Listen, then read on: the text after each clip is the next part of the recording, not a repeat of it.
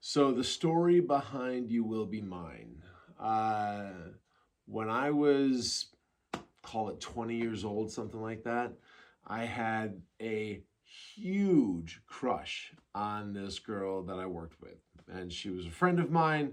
But as oftentimes happens to 20-year olds, I ended up in the friend zone. It was not meant to be for me and this friend of mine to end up together.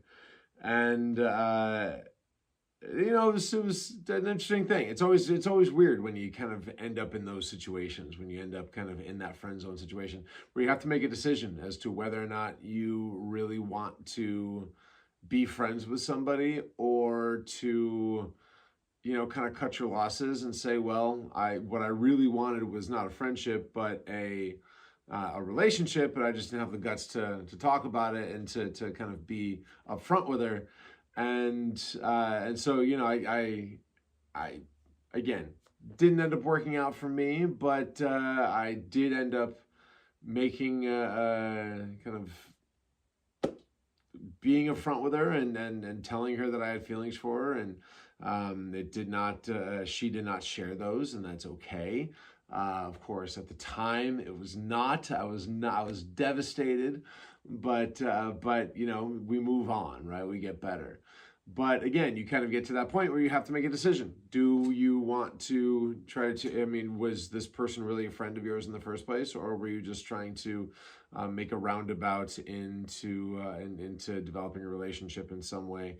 And so when this happened with me personally, I chose the latter, right? I chose to develop a friendship with her, and I to this day I adore her. She's an awesome person. I mean, I haven't talked to her in a number of years, but I always enjoyed our the memories of our friendship together, right? I mean, she was a really cool person. But fast forward a number of years, and I was sitting in my apartment. I was living on Park Ave in Rochester, New York, and I was perusing through MySpace. And if any of you don't remember MySpace, then imagine Facebook before Facebook, but you could like play music on your profile, and you could put in little code into the comments and turn your page into something different. It was it was kind of fun. It was an interesting starting point for social media, but it was a cool way to kind of connect with people before Facebook was around and whatnot. And of course now a lot of people are don't even use Facebook anymore, but that's a different conversation altogether.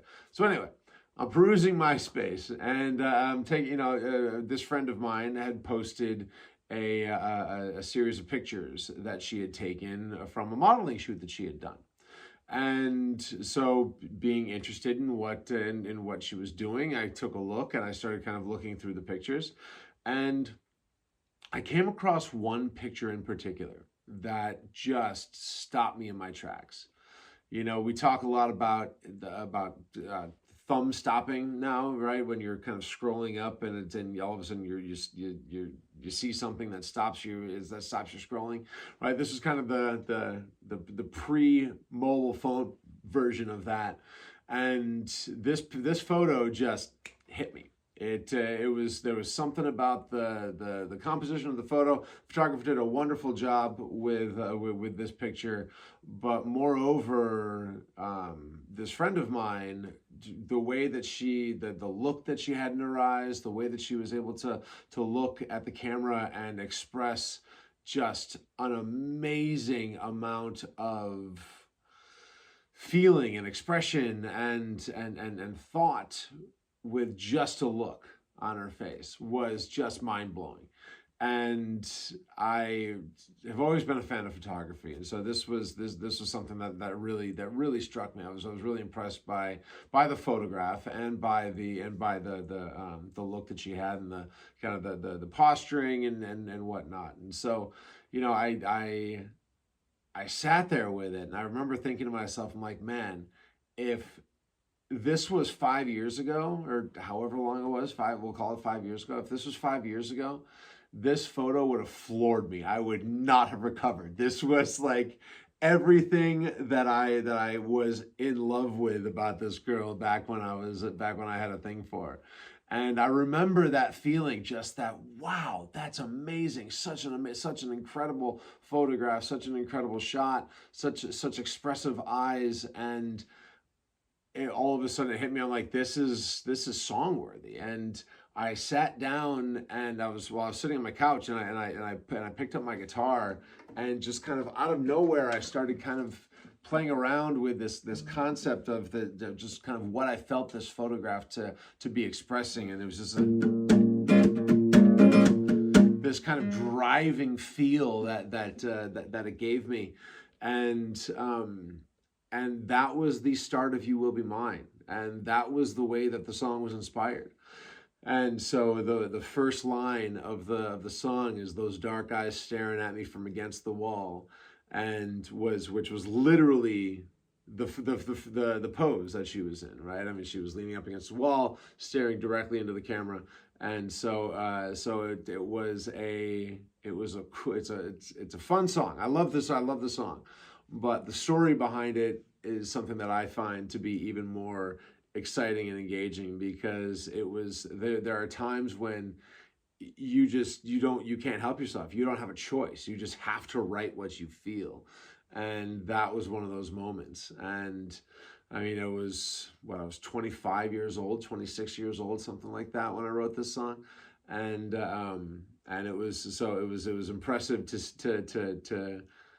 to be able to feel that for just coming directly out of a photograph from something that, I had never seen anything like that. That wasn't in a museum. That wasn't in a gallery somewhere. That was just, up on social media. And this was, of course, at the start of this, and there wasn't a whole lot of that kind of stuff happening. A lot of the amateur stuff that was being posted at the time was stuff that was not things that you would necessarily write music about, right? It was a little bit more raw, we'll say, to keep it PG. But unlike the photos and videos that would make their way around the internet that back then.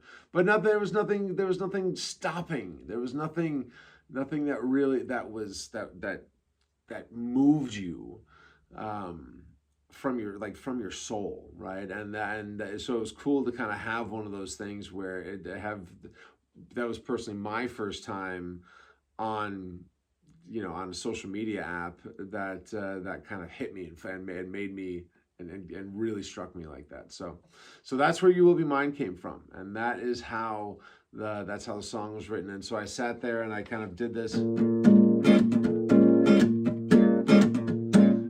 And so just kind of, again, that driving kind of, the song became kind of this concept of unrequited desire, right? This feeling of, if I were still in love with this girl, what would I be feeling right now? And that was which was kind of the question that I asked myself as to how that all came about. And again, love being a bit of a exaggeration, but hyperbolic. But that feeling of that, the way you look, the way you stare, the way your mind says nothing's there, the way you smile and turn to me is just enough to make me believe we can write the hands of time, and for the night you will be mine. That one chorus said everything about everything I would have wanted to say if I had been in a different state of mind, and a different kind of life stage when I saw that photograph. So that's where the song came from. And I hope you enjoy it. I hope you dig it. I hope you like the story behind it. If you like that kind of stuff, make sure to subscribe. If you like this, if you like the music, if you want to support what I'm doing, drop down. There's a link down in the description. You can drop your email address into my community here and kind of get a feel for some of the stories that I tell, both in the music and about why I'm in music, what I'm doing and whatnot. So I would love to have you on board. But one way or another, I look forward to seeing you again next time, and I hope you're having a great day. Cheers. The way you look, The way you stare, the way your mouth says nothing's there, the way you smile and turn to me is just enough to make me believe.